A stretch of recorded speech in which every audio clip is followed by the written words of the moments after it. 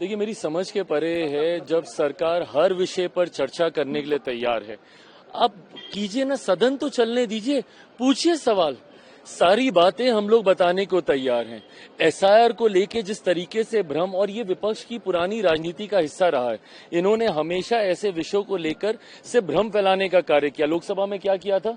लोकसभा में संविधान खत्म हो जाएगा, लोकतंत्र की हत्या हो जाएगी। आज साल से ऊपर हो गया, हम लोग की सरकार बने, किसका आरक्षण छीन लिया, कौन से संविधान को खत्म कर दिया।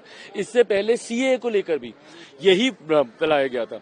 सीए जो नागरिकता देने वाला कानून था, उसको नागरिकता छीनने वाला कानून बताकर मुसलमानों के बीच में ये भ्रम फैलाया गया कि आपकी नागरिकता छीन ली जाएगी, जबकि ये 5 ऐसे देशों को नागरिकता देने वाला कानून था जहां पे अल्पसंख्यक समाज को हम लोग नागरिकता देने की बात कर रहे थे, जहां पे बहुसंख्यक मुसलमान हैं, पर फिर भी देश भर के मुसलमानों के बीच में एक आगजनी का माहौल इन्होंने बना के रखा।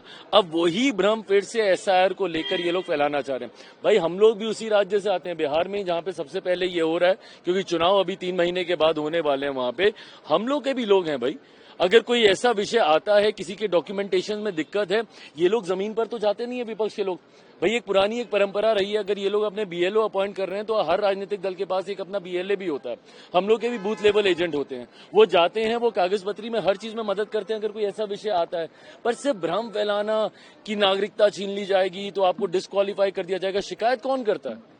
शिकायत भी तो आप ही करते हैं ना। क्या ये बात सही नहीं है कि महाराष्ट्र के चुनाव के बाद, लोकसभा के चुनाव के बाद इन लोगों ने जाके डुप्लीकेसी ऑफ वोट का इन्होंने मामला उठाया था? राहुल जी की पार्टी ने, कांग्रेस की तरफ से किया गया था कि वोट की डुप्लीकेसी हो रही है।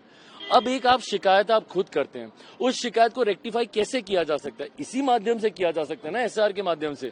बट जब इस माध्यम को हम लोग अपनाते हैं तो उसमें भी आपको शिकायत, चिट भी आपकी, पट भी आपकी, ऐसे नहीं चलेगा ना। देखिए, हम लोग जिनकी बात कर रहे हैं वो हमारे देश के उपराष्ट्रपति रहे हैं। ऐसे में मुझे लगता है कि उनके फैसले का हम सबको सम्मान करना चाहिए।